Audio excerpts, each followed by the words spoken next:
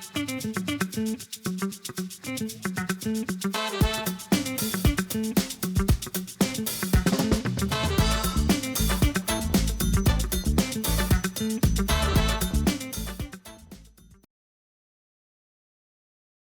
name is Reverend Dr.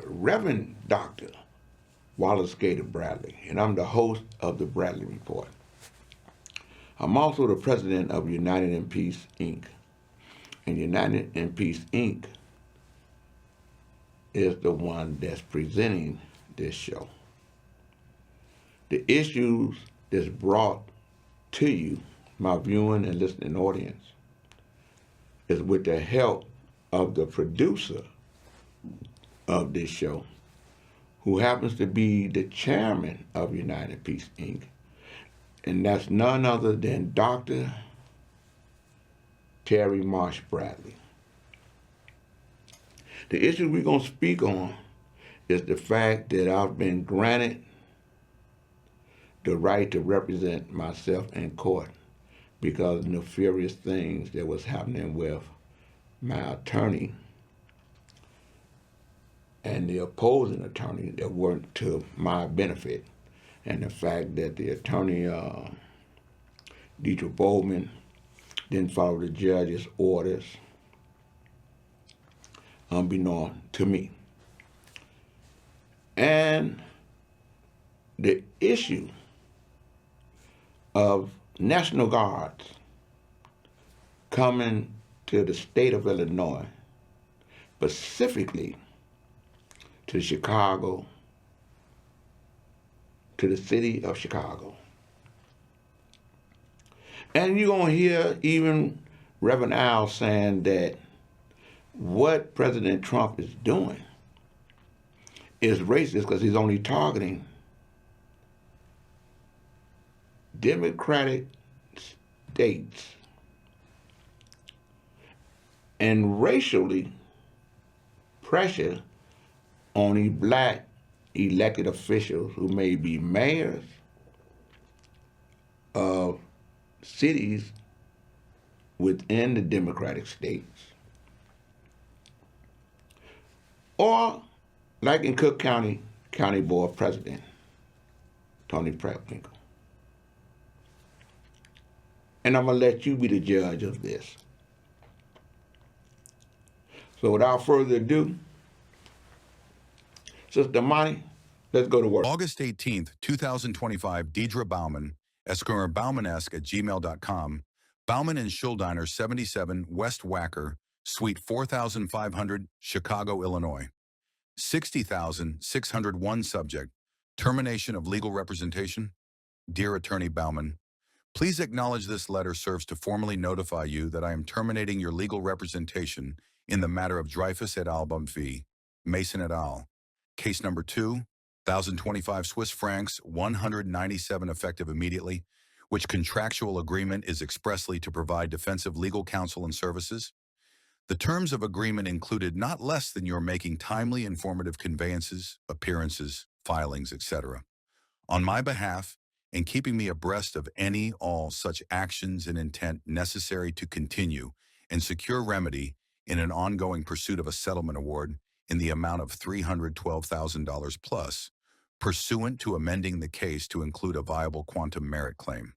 Further, I have decided to discharge your duties due to blatant ineffective assistance of counsel and demand you cease in decease from all representation and/or negotiation on my behalf. More specifically, to end all exchanges severally and/or collectively with Mark Manson, Elliot Zinger, Larry Dreyfus, and their respective counsels regarding this case. As an officer of the court, not adhering to judge's orders and failing to file counter responses to opposing counsel claims is woefully egregious. As a result of such malicious negligence, coupled with your failure to respond to my repeated outreach to discern your pending strategy, status of case filings, inclusion of evidentiary material I requested, confirmation of intent of appearance, or at the very least, opting to motion for a continuance of hearing is wholly professionally inept. As a matter of record, sufficient material fact of all pertinent concerns regarding such lack of your requisite legal actions and duly procedural duties are shown in pleadings and transcripts. I have delivered you a preponderance of substantive documentation to prove the worthiness of my claim with profound due diligence. Consequently, in our final exchange, your admission of comprehending failure to comply specifically denotes that by not filing stands to cause undue, unfavorable, and adverse burden to the integrity of recovering compensation set aside as a result of such non-response to opposing counsel's brief is worthy of counsel review. And also, maliciously opining a $30,000 settlement offer by opposing counsel, obviously for their benefit, as well as expressing full discernment, your disregard of obligatory response avails an opportunity for opposing counsel to depose me, which facilitates an undue prolonging of what should reasonably have been construed for all practical purposes to have probability if an otherwise informed, favorable disposition be determinable of the trajectory of this matter. Lastly, as you have fulfilled 2 appearances and administered 2 filings under the terms of our agreement, my ask is for the return all communications and record exchanges between any all parties, including written, oral, emails, phone logs, texts, case files, etc., and all other documentation which I provided to you relative to this matter. Please invoice said appearance and filing fees at your earliest convenience. Thanking you in advance. Respectfully submitted, Wall R. Baum, Wallace R. Bradley, Urban Translator.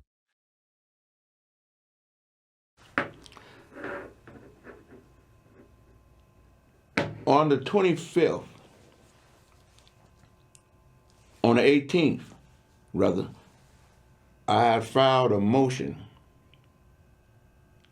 to get the right to fire Deidre Bowman so that I could represent myself because of the things that she did and that she didn't do based on the judge's orders, which would allow me to do what the judge required.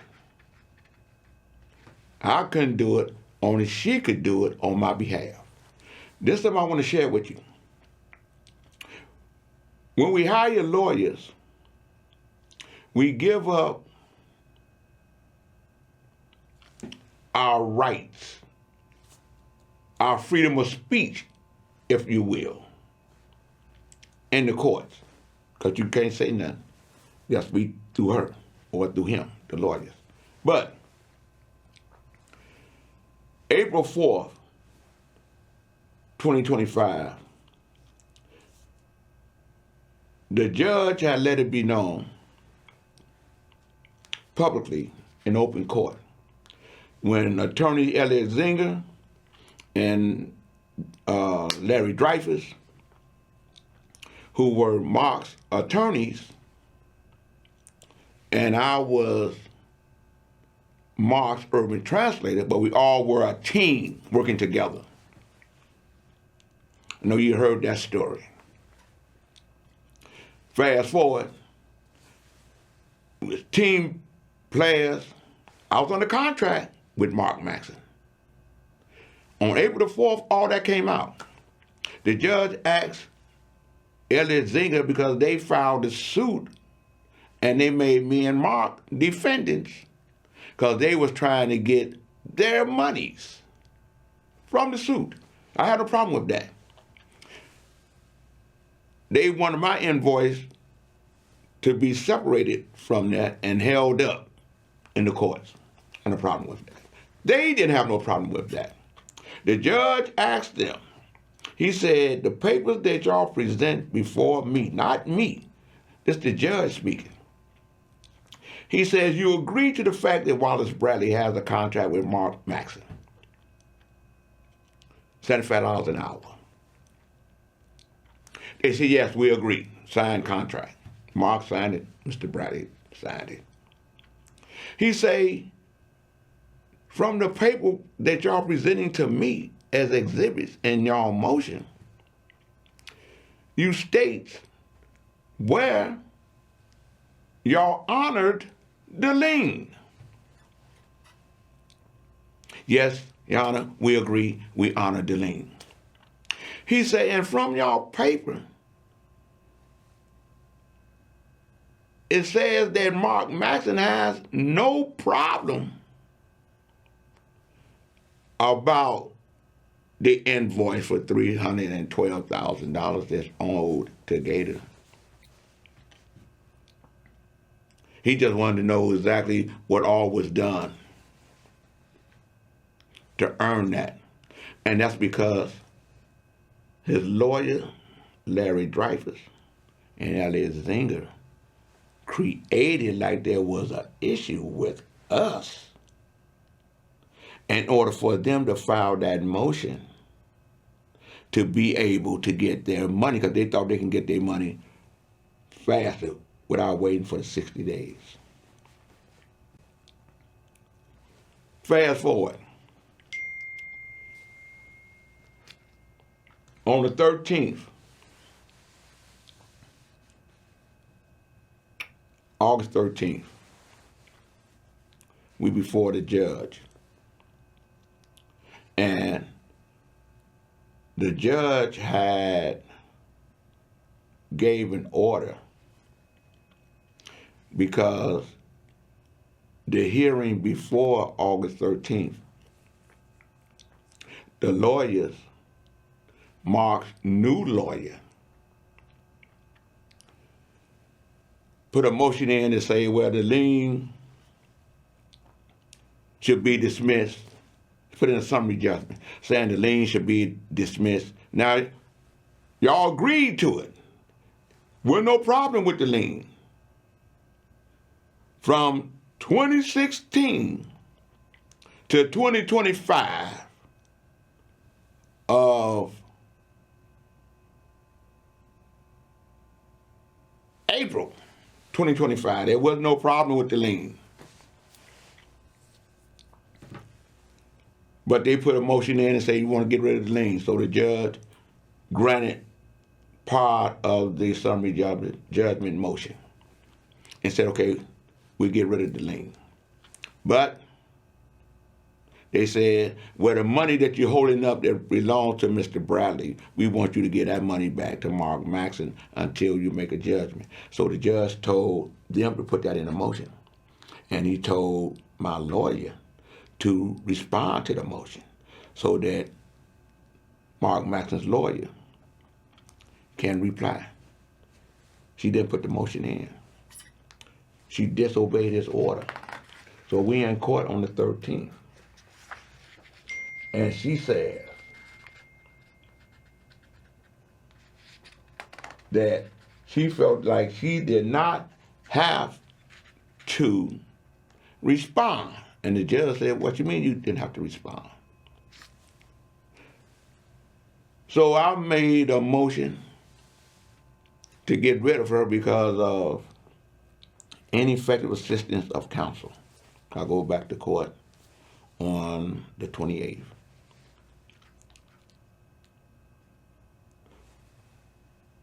So, that being said, that's what's happening with Gator and me for my money for $312,000 that's owed me. And it's so wild. I helped them. I helped them become millionaires. Helped them become a multimillionaire. Helped them to get free. So I guess it's hard on a black man trying to be legitimate in America. Racism is racism is racism, period. So without further ado, let's get to the next piece. Racial profiling of mayors. I'm going after crime. Washington, D.C., Chicago, L.A., Oakland, New York, all black mayors. So white mayors don't have no crime. This is not about crime. This is about profiling us. And if we're afraid to stand up, then we are not deserving of those that stood up and gave their lives so we could live a better life than they did. If Moses can stand up to Pharaoh, if David could stand up to Goliath, I could stand up to the racism and bigotry of Donald Trump. Wow. Rev, Okay, Rev. a very receptive crowd yesterday, packed house.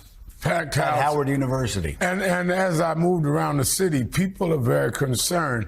The profiling on this is what is alarming, because no one wants to support crime. When people hear about crime, everyone is concerned. You and I, Mika, have sat across this desk a lot talking about how I've condemned a lot of what was going on in Chicago back in the day and other points. It's not about crime. But when you have this consistent pattern that you're only going after black mayors, now you're going to fight West more.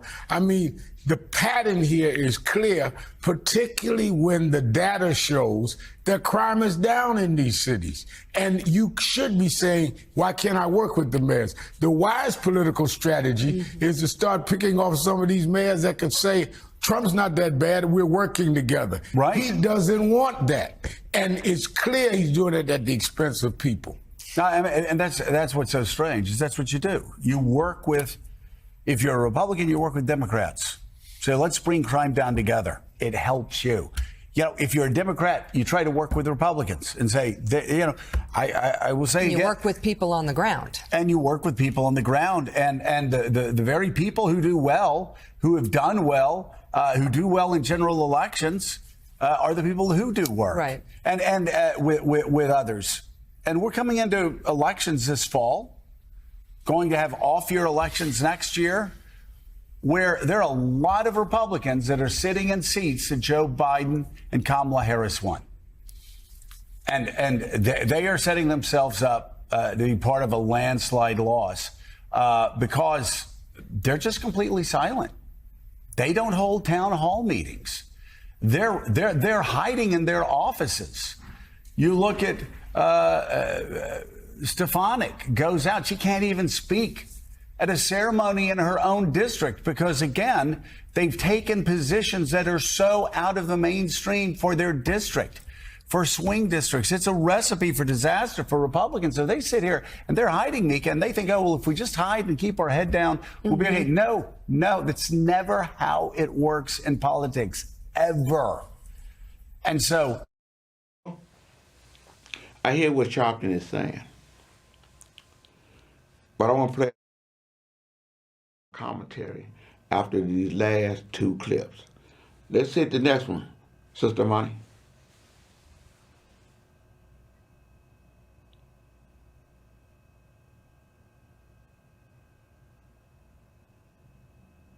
Yeah, you know. We will stand up for the interests of working people. And so that's the state, local government, the federal delegation that are all here committed, standing firm in our values, standing up for the greatest freaking city in the world, the city of Chicago. The last thing that Chicagoans want is someone from the outside of our city who doesn't know our city try to dictate and tell us what our city needs. The addiction on jails and incarceration in this country, we have moved past that. It is racist, it is immoral, it is unholy, and it is not the way to drive violence down. We have some very simple demands. We are calling on the Trump administration to release the $800 million for violence prevention funds that he stole back in April. We are calling for more resources to stop the endless flow of guns into our city. And we are calling for transformational investments into affordable housing and community safety. Let's hit the next one, Sister Money.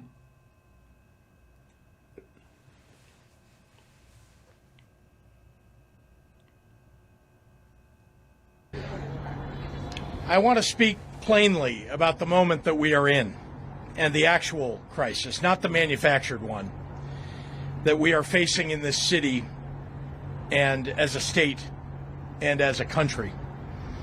If it sounds to you like I am alarmist, that is because I am ringing an alarm, one that I hope every person listening will heed, both here in Illinois and across the country. Over the weekend, we learned from the media that Donald Trump has been planning for quite a while now to deploy armed military personnel to the streets of Chicago. This is exactly the type of overreach that our country's founders warned against. And it's the reason that they established a federal system with a separation of powers built on checks and balances. What President Trump is doing is unprecedented and unwarranted. It is illegal. It is unconstitutional. It is un-American. No one from the White House or the executive branch has reached out to me or to the mayor. No one has reached out to our staffs. No effort has been made to coordinate or to ask for our assistance in identifying any actions that might be helpful to us.